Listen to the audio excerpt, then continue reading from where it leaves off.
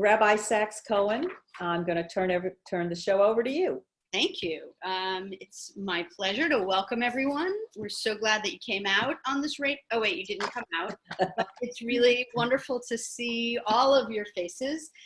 Couple of housekeeping notes before we start. We are going to be recording this session, but the only faces that you'll see on that recording are the ones that are speaking. And most of you will not be speaking tonight.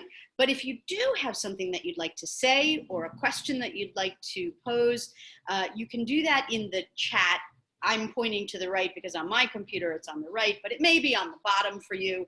Wherever you find a little button that says chat on it, you can send a message to everyone, or you can send a message directly to one person. We're so grateful not just that you have decided to join us on Zoom this evening, but that you are loyal supporters of the congregation through bad weather and good weather, through unpredictable pandemics and everything else that comes to the life of a congregation. We all know that it is a community that is able to do what it does only because you and others are always willing and ready to support it and make sure that it can continue, both with your time and your energy and with your financial support. So we are grateful for you and for this community. And I am personally grateful for the Baltimore Hebrew community in what has been a difficult time for all of us. And I want to share what we've come to call a story of one with you, but actually it's a story of 3 or 4. They're all in the same family, so they get to be within 6 feet of each other. And this particular family became part of the Baltimore Hebrew community about a decade ago. The father of the family is Jewish by birth. The mother of the family, his wife, is a Jew by choice. She wasn't yet Jewish when she came to talk to me about potentially converting to Judaism, along with her 2 daughters who had already been raised in a Jewish household, but who decided that they might want this ritual to confirm their Jewish identity. We went through a process of conversion with one of them and with the mother of the family. She studied, she learned, and she went together with her daughter through the ritual of conversion. And then that was about 10 years ago. They've been part of the community. They've been learners and participants, and celebrated confirmation, celebrated a bat mitzvah. And then a couple of weeks ago, she and her daughter, her older daughter, chose to become bat mitzvah together. They were part of our class of adult learners who wanted to have the ceremony of bat mitzvah that they had not had previously. And so she read Torah for our community in a little box, just like we are tonight, and taught us Torah that she had learned since that moment of decision to become Jewish. And so this is a place where our community thrives. We open our arms, we welcome people in, and then we show them how they can take their Jewishness to whatever next level they need to take it to, wherever they are headed next. And it's been an honor and a privilege to study with each of the different parts of the family as they've lived out their lives Jewishly in the Baltimore Hebrew community. I am going to turn the program over to our president, but I also want to let you know that I will disappear from your screen a little bit later in the program because we have a Shiva Zoom that I will be leading for Chris Erd. Her mother died. Chris and her wife Judy are members of the congregation and have raised their son with us. He is now a full-grown adult and out in the world. So I'm going to leave this Zoom to go and be with them for their Shiva Zoom. So John, I'll turn it over to you. Thank you, Rabbi Sachs Cohen. Welcome, everyone. It's wonderful to see so many faces, even if it's on a screen and not in person. I just want to tack on a little bit to what Rabbi Sachs-Cohen was alluding to when she was talking about our virtual B'nai Mitzvah with the adult learners. It just was a coincidence that I happened to be sitting on the virtual Bima that Saturday morning, and it was the 56th anniversary of my bar mitzvah, and it was the same parsha, the priestly benediction. And frankly, when the bar mitzvah, bat mitzvah participants were doing it, I was getting shivers up and down my spine, feeling my connection to the synagogue. And so that's just my little piece of all this. Thank you all for coming tonight, being a part of this. Thank you for your continued support. We are obviously in a rather rapidly evolving time in all of our lives, our congregational life, our personal life, our business lives.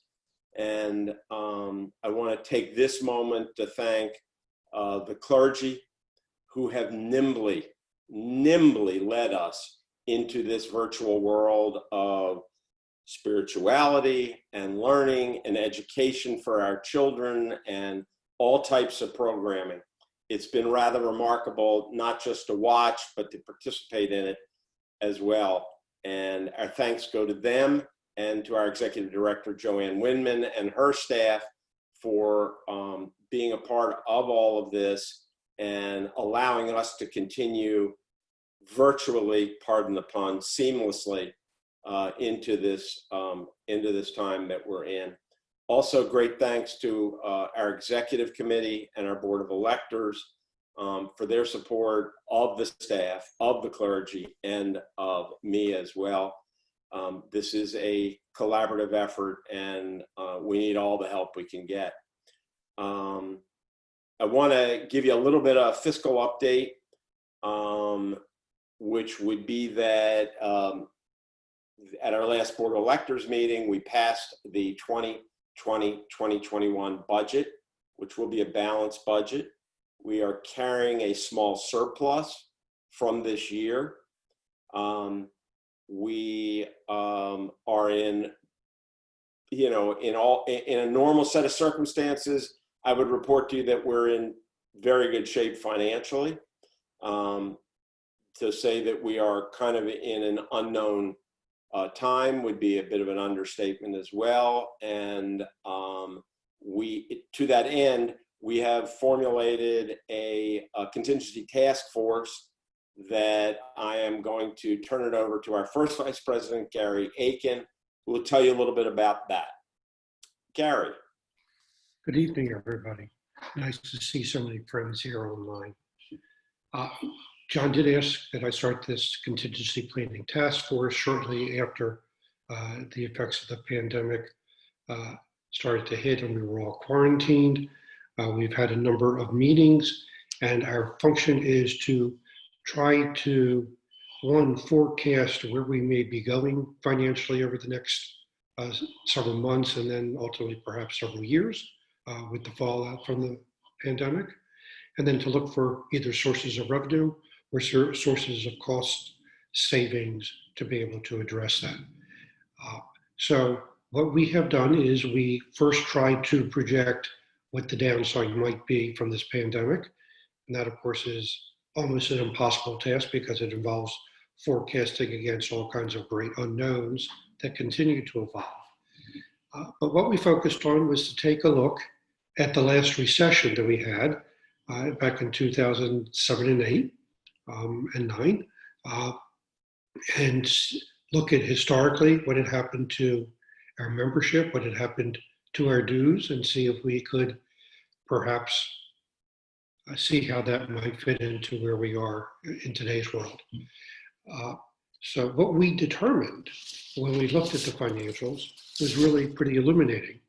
Our paying membership dropped in 2008 by approximately 3% and about 5.5% in 2009. That's the number of members paying dues. And interestingly, and unfortunately, we've seen that that number has never recovered. To this day, this 12, 13 years later, we still don't have the number of members that we had back before that recession. There may be many reasons for it, but certainly one of our lessons learned was that once a member, it's very hard to get members. When they leave, they're likely gone and not coming back. So that's a problem that we're really focused on. We also drilled down into that a little bit more about the impact on our revenue. So in those 2 years, when our membership numbers dropped, we were hit, and perhaps understandably, the hardest with full dues paying members. Many of those were amongst the first that decided not to stay as members. So in 2007 to 8, our dues revenue dropped by just under 10% and 7% the following year. And once again, our dues revenue has not recovered even to this day in absolute dollars, and with inflation and so forth, we still don't have the level of dues collections that we had back in 2007. So our big lesson, and one that our clergy team has really taken to heart in working with lay leadership, is that we need to retain members under all possible circumstances as we see how the pandemic breaks out. We're now reaching July 1st, shortly, the start of our next fiscal year. So we will soon learn what is happening to our membership and what that impact that may have on numbers. We have a number of contingencies we've looked at to try to plug financial holes. I will tell you that we forecast that if we lose 10% of our membership, which is what happened in the recession in 2007 and 8, 9, we expect our overall revenue to go down by about $211,000. We don't have a lot of fat in our budget. In fact, it's very lean. So a $211,000 shortfall would be quite difficult. If our losses are more than that, we can forecast, for example, if our membership revenue drops by 20%, we have a $400,000 some dollar hole. And in what we think is probably a worst case scenario, we can see $550,000 to $600,000 type of shortfall. We do have sources of revenue we've identified.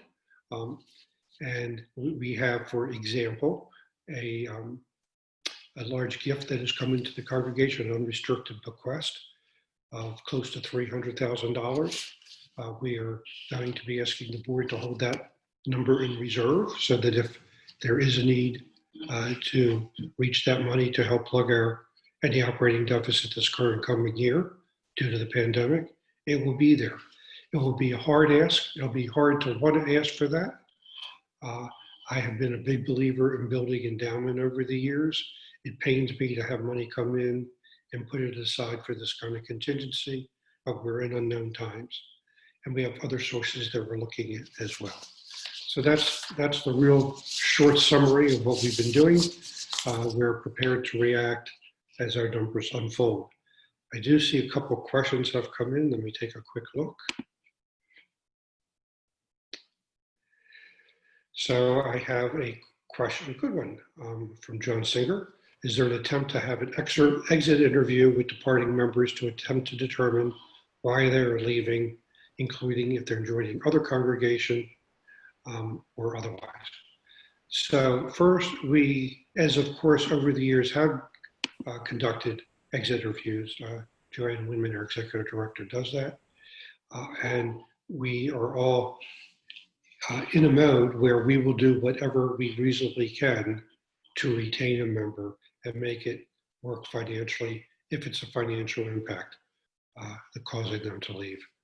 So that's how we're going to try to address that. I thank you, and I turn it back to Dad. Okay. Okay, hold on one second. Sorry about that. We are very lucky to have here tonight fellow congregant and fellow congregant David Block, who's received both his MD degree and his MBA from the University of Pennsylvania, and for 30 years has been in drug development. He currently is CEO of Glicknick Inc. in Baltimore, which is active in drug discovery and development in cancer vaccines, autoimmune drugs, and more recently, COVID-19 drugs. He's going to fill us in on what's going on with vaccines and different things like that with the virus. So David? Thanks, Anita. So I'm going to talk about a little more than 500 drugs that are in development. For those of you who are Zoom experts, I left space in the bottom right corner of the 8 slides I've prepared. So if you want to be able to see the slides, you might drag your Zoom imposed box into that. Let me share the screen.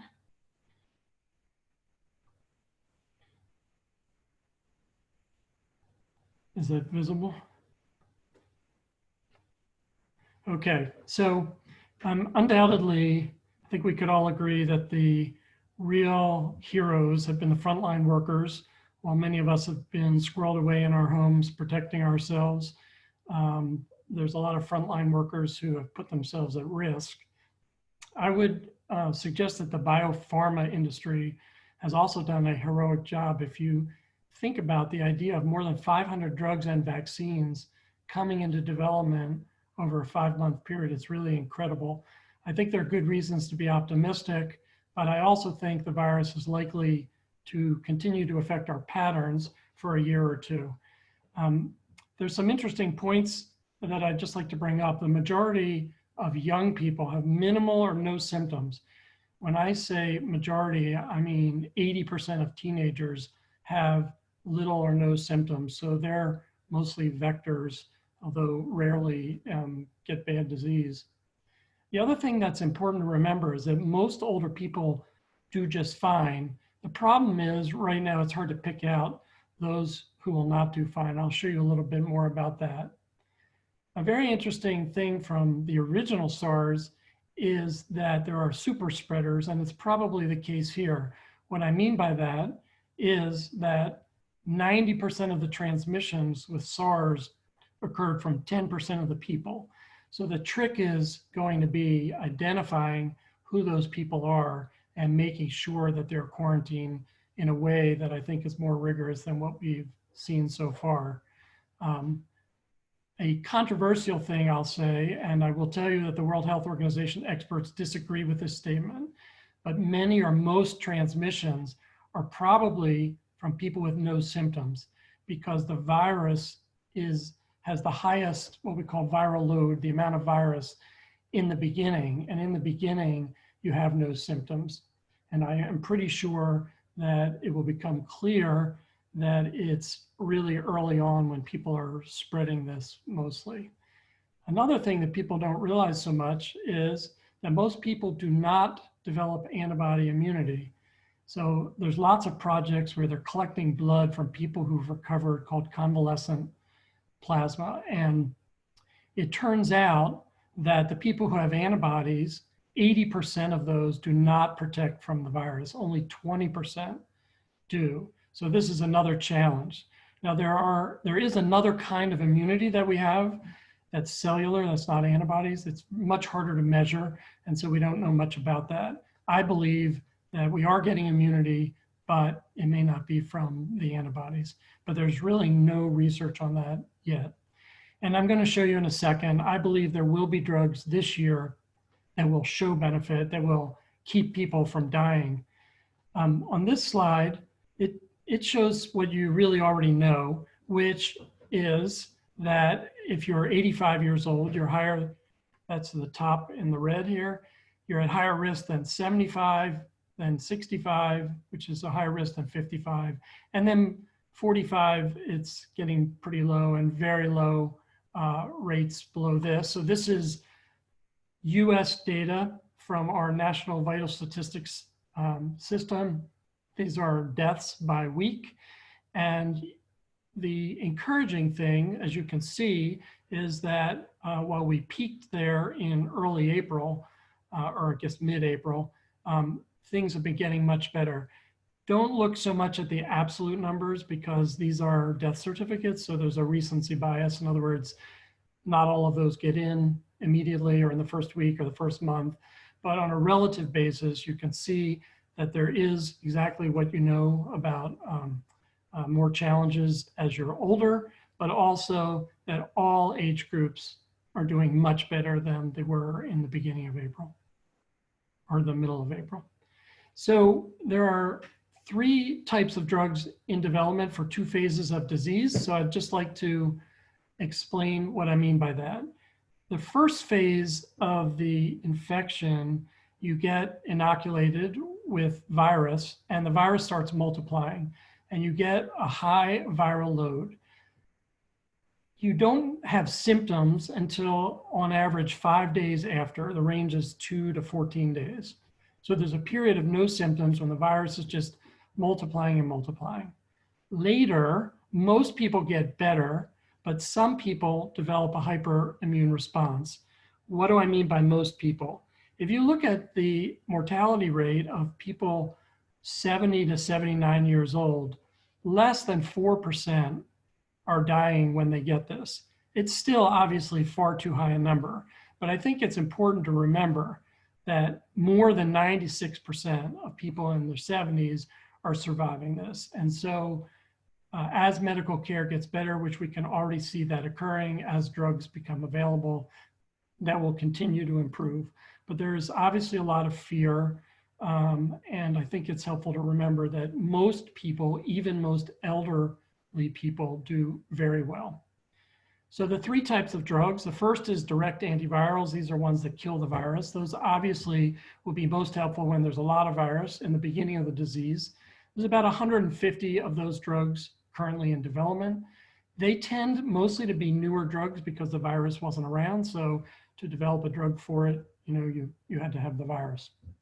The second class is the immune modulators. That's to help those people who are getting sick, who have this hyperimmune response. And there's about 200 of those in development. And the thing that's in the news all the time, of course, is the vaccines. There's about 163 of those at most recent report in development, and 13 of those are already in clinical trials. So this is my only sort of science-y slide. I want to show you these 3 curves. This is a cartoon. This blue line is the virus over time since the day you got infected. And as I mentioned to you, most people are actually asymptomatic through, on average, about day 5. And the virus, this peak really should be over here. So the virus is coming down at a good rate. The earliest kind of antibody, it's called IgM, comes up, and right about day 13, 14, it's high and starts coming down. And then the permanent kind of antibody called IgG is starting to increase. This part right in here is where people get sick, where they end up in the ICU, where they end up in the ventilator, and so forth. And so what's interesting scientifically is the virus is on its way down there. In fact, the virus can be way down. So at this point, the virus is not the issue. It's the body's response to the virus, and particularly in older people. And that's the thing that needs to be addressed. But at the time at which people are getting sick is when the antibodies are increasing. There is a concept, more than a concept, there is a fact with viruses of something called antibody-dependent enhancement. And what this means is as antibodies form against the virus, then people actually get sicker. Antibodies can be used by the virus to enter cells. And in fact, it's best known with coronaviruses. So although everybody wishes they had developed antibodies, first of all, they're most of the time not protective. And secondly, they actually could make things worse. So if you think about antibodies not necessarily being good, it really affects how you go about developing drugs, vaccines, how you use convalescent serum, and so forth. So vaccines are, of course, the big hope, and rightly so. This would be the best thing if they occurred.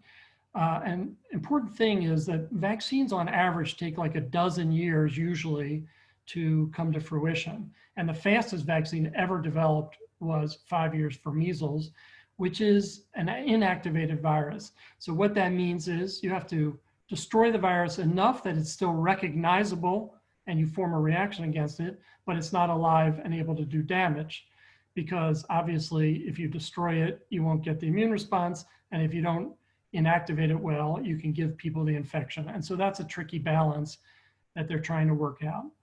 All the vaccines that you're reading about are viral DNA and messenger RNA. These are companies like Moderna, who got about $600 billion from BARDA, which is part of the Defense Department. Similarly, $1.2 billion went to the British company AstraZeneca for one of these. $1 billion from the Defense Department went to Pfizer for these. And the thing to appreciate is that not only are none of these types of vaccines approved for any clinical indication, but no large-scale efficacy trial has ever occurred in any indication. So the first one of these will be in July with Moderna's vaccine.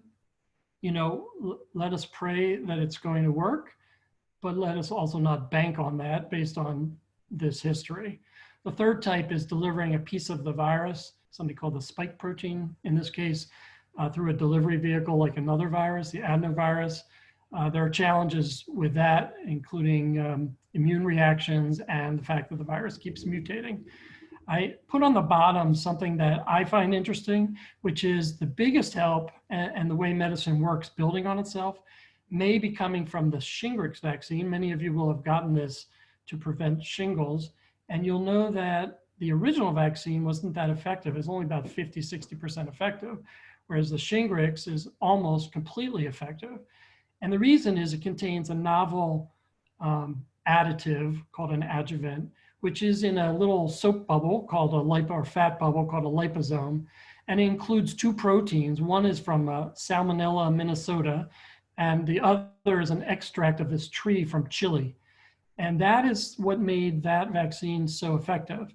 So 6 of the 13 vaccines that are in clinical trial right now are using this new adjuvant. So maybe the combination of this new technique and this new adjuvant will be just the trick, and let's hope so.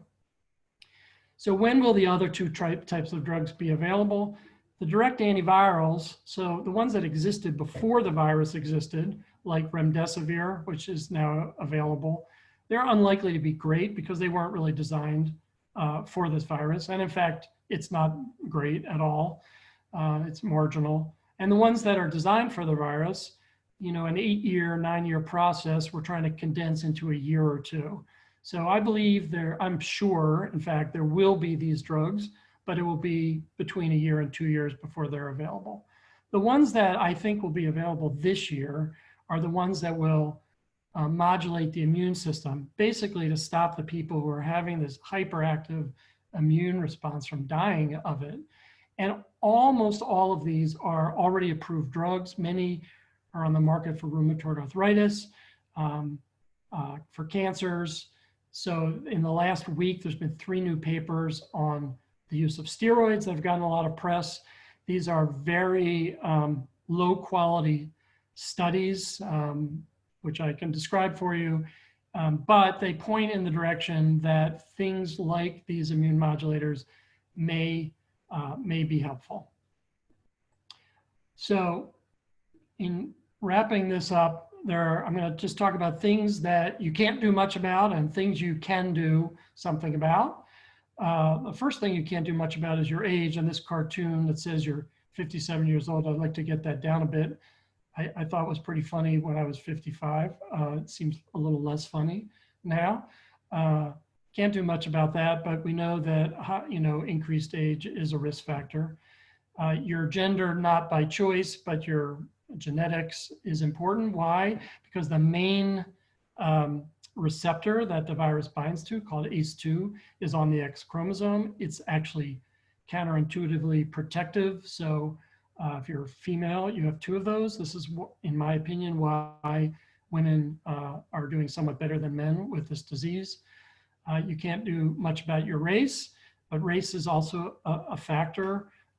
In addition to the social factors, I'm sure you know that the minorities have been harder hit with this. At the peak of disease, 40% of the people in Hopkins hospitalized for this disease spoke no English. They spoke only Spanish. Another 30 to 40% that were hospitalized were African American. There are social factors about being in a city, about being a frontline worker, about not being able to afford to stay at home, but there are almost certainly also genetic factors. And one of them that came out about a week ago is that your blood type may matter. This was from something called a genome-wide study, and it showed that if your blood type is type A, like mine is, to match my personality, you have 40% increased risk of ending up on a ventilator relative to a type B.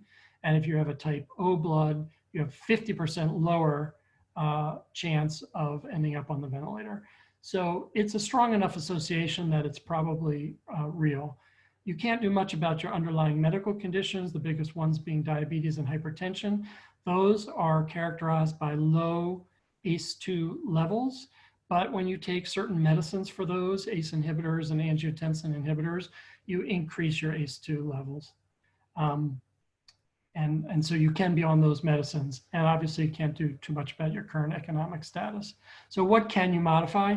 You can modify your distancing. So in a study of 170, a study that aggregated 173 other studies in 16 countries, the most important factor for not getting disease was being 1 meter apart from an infected person. That's about 3 feet. The second most important thing was another 3 feet, up to 6 feet, or having a surgical grade or better mask on. So the distancing matters, the masks matter. That study did not look at your eyes, but eyes are another way in for the virus. If you, if spit goes in your eye or if you rub your eye. So airway protection with a mask, social distancing, and protection of the eyes really matter. All this stuff that's been going on with cleaning and worrying about what you touch with your hands and gloves, what goes in your mouth, there's no data to support any of that being a factor. So I think we can do less of that and more paying attention to airway protection and social distancing. Vitamin D is very interesting, and the correlation is very strong and suggestive that if you have low vitamin D levels, you're more at risk of doing worse. So there's a lot of hype for many things out there. I think the one hype thing that I buy into is vitamin D. If you know your vitamin D level is low, it's low risk and probably helpful to be taking 2,000 units of vitamin D3 every day. And finally, exercise, besides generally boosting your immune system, also increases your ACE2 levels, which is protective. So with that, let me see if there are any comments or questions. And Annette, I am not getting the chat. Oh, there it goes, the chat. I see a question. Would you like me to read it to you? Yeah, I don't. Okay. Good question from Henry Farkas. He says, well, maybe it's a statement. The deaths occur after 4 or 5 weeks of illness, so the number of deaths lag the number of cases. It's not just survival or death. Some people get long-term disability. Yeah, that's absolutely correct. So it's a systemic illness. It affects the lungs for sure and causes damage. It has been associated with seizures and strokes. It's been associated with kidney damage in 30% of people, with liver and other GI issues. So most of that is, again, not likely direct virus effect, but this hyperimmune response that needs to be better controlled. Okay, are there any other questions? Oh, here's one from Philip. One of the slides mentioned statins are helpful. Is this true and why? So it does appear to be the case that statins Statins, besides lowering lipids, also have an anti-inflammatory property of their own, separate from the lipid lowering. And there is a little bit of data and a lot of speculation that statins are indeed helpful. I would say the evidence for that is weak, but it's one of those immune modulating anti-inflammatory approaches that's being studied. Okay, Henry Farkas again. Are taking ARBs better or worse for the patient? Yeah, so this is what I was mentioning with ACE inhibitors and angiotensin receptor blockers. There was initially a thought that these things were dangerous. There's no evidence that they're actually dangerous. So far, the data suggests that they neither are beneficial nor harmful. I believe they will end up proving to be marginally helpful, and especially in people who have diabetes or hypertension. They do raise ACE2 levels. That's been shown in mice. It's been shown in people. So I think the jury's still out, but it is being studied, and my guess is it will provide some marginal benefit. Okay, thank you. I don't see any more questions for you, David. Does anybody have any questions? Put it in the chat, please. Okay, well, I don't see any. So thank you very much, Thank you. David. This has been great, very informational. Next up is Cantor Ben Ellerin. Hi, everyone. Good evening. And again, just want to echo Annette, David, thank you so much for everything that you're doing. And we can only imagine how hard you're working right now, and for taking the time to share this evening with us. Really much appreciated. I want to take an opportunity just to share some observations during this time, especially around the ways in which I have seen our BHC community come together for one another to offer support, to offer caring during what is undoubtedly a challenging time for so many. And we've seen an outpouring of support not only through our wonderful BHC Cares community that is always active, not only the immense outpouring of support that came about as we asked for help creating and gathering face masks for frontline workers. In addition, not only the people who offered to make phone calls or to follow up for those who were in need, but just the stories that I've heard of people offering one-on-one support to friends, to and just to fellow congregants. And I want to share a story that I think is illustrative of this kind of support, this kind of one-on-one interaction that makes our community so special and so caring. I'm thinking in particular of one family that I made a connection with through youth education on Sundays, and getting to speak with the mom as part of this family on Sundays as she was around the building, and just through the process of our conversations, learning that she had a background with singing and was interested in exploring that a little bit further, and inviting her to come check out a choir rehearsal with Corina. Seeing the ways in which so quickly she became a part of that community, both through friends, through our rehearsal process together, and out of that grew other conversations about exploring conversion, possibly, that ultimately culminated in her conversion not long ago. And what an honor it was to be a part of that. But knowing that she felt comfortable with our community, that she became a part of our community and felt the support of that community, was just such a fulfilling experience. And I know it's just one of many that happens each year as part of the Baltimore Hebrew experience. And I think it speaks so much to the moment that we are in now, that no matter what is present for us in any particular time, that we go out of our way to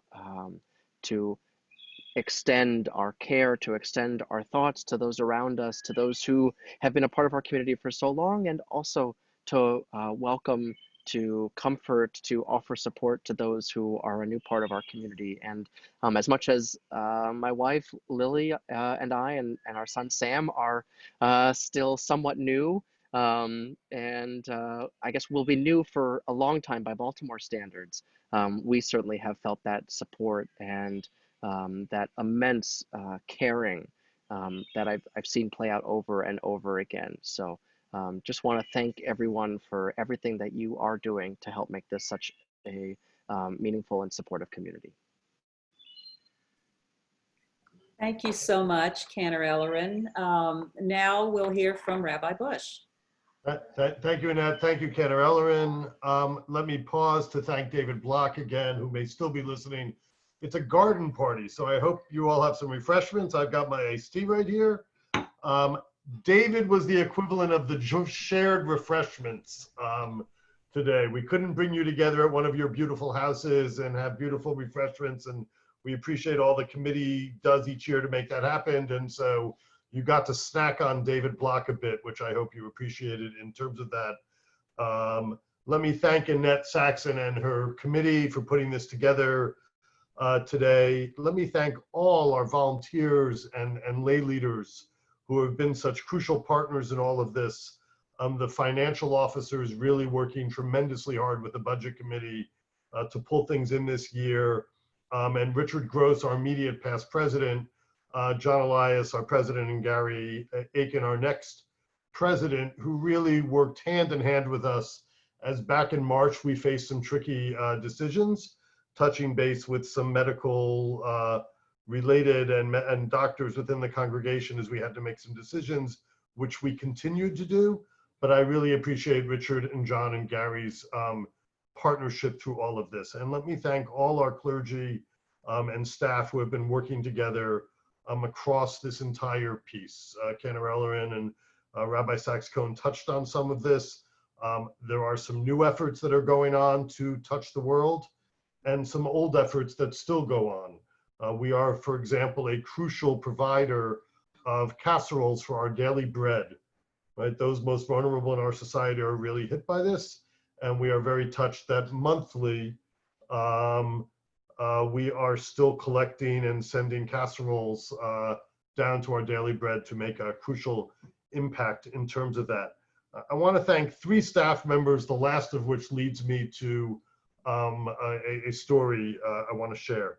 The first of which is Joanne Windman. As you're used to hearing me say in different settings, those of us who are the clergy are often in front of the room getting all of the credit. Our new director of education, Rachel Opatowski, who joins us on July 1st to start, will also similarly be in the back of, in the front of the room so often. But Joanne Windman, who is on your screen somewhere if you go to gallery view, and controlling all of us by pushing buttons on Zoom. Joanne specifically and her team have been behind so much of our success in this challenge time. I want to also thank 2 people that many of you have not met yet or heard us discuss. One of whom is Brian Rogers, I guess still our newest staff member, Joanne, yes? Brian Rogers, who I believe started work 5 days before we evacuated the building. He is our new director of communications, and he has come up to speed and been doing incredible things, both in terms of what you see and what you don't even see. And we deeply appreciate that.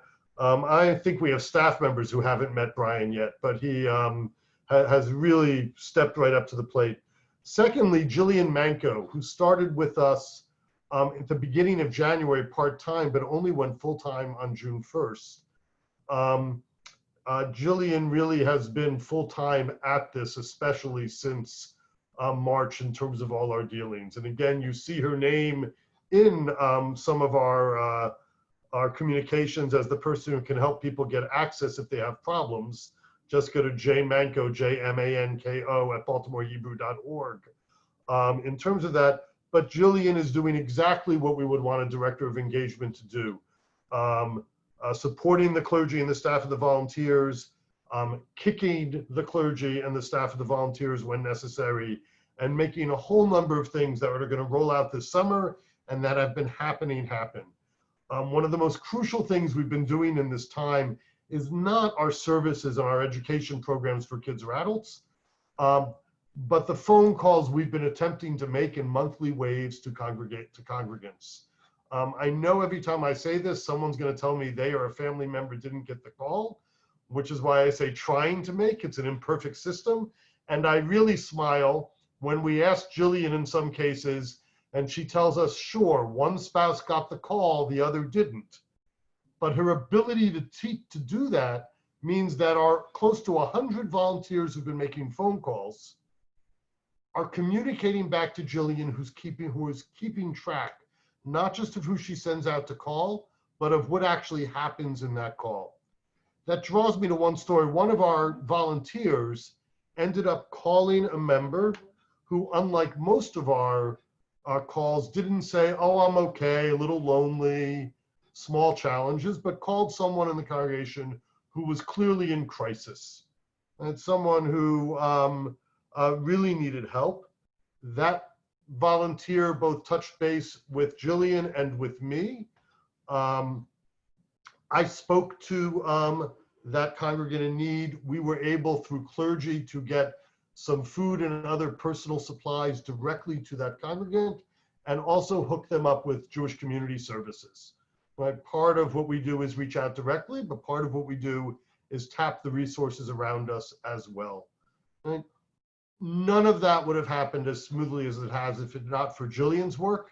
That wouldn't have happened if it wasn't for the volunteer, not only picking up the phone and making a call, but caring about everything that was going on.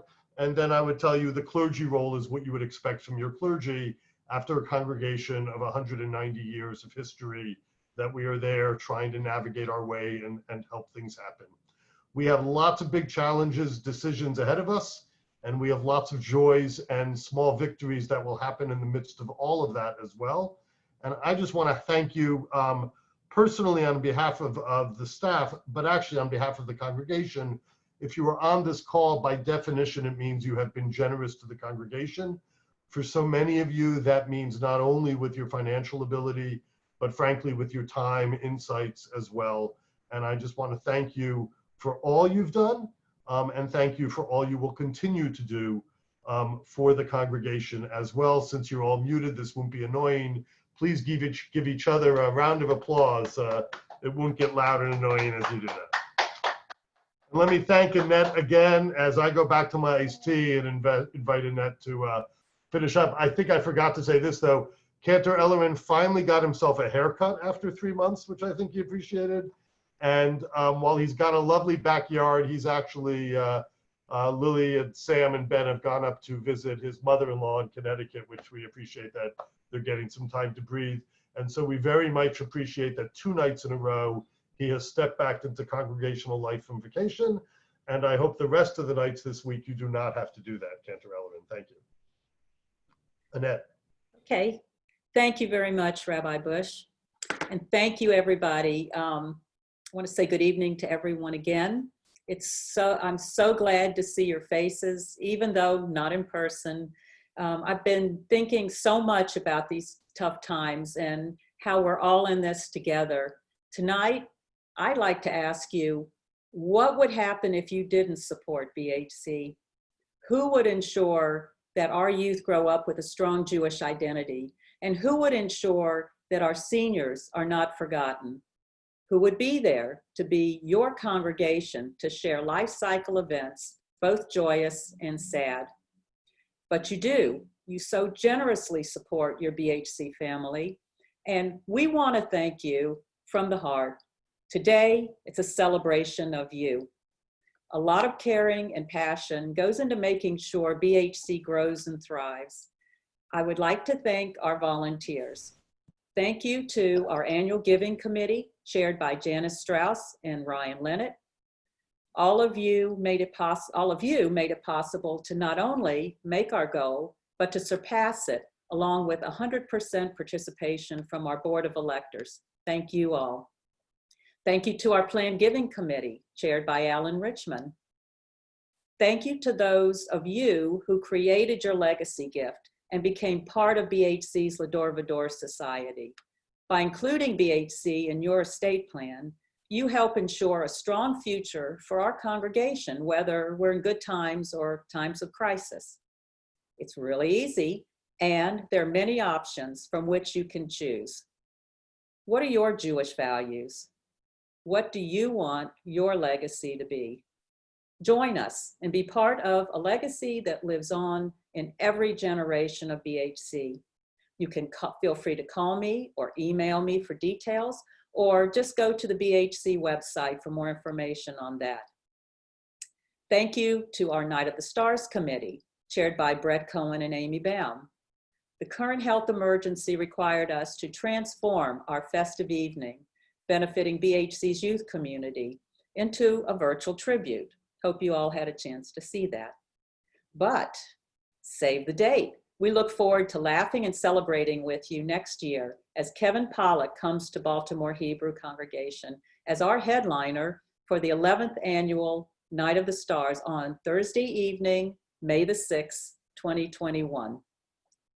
I want to thank our presenters tonight, David Block, John Elias, Gary Aiken, and our clergy. Thank you, Joanne and Mike Saxon for helping out with things tonight.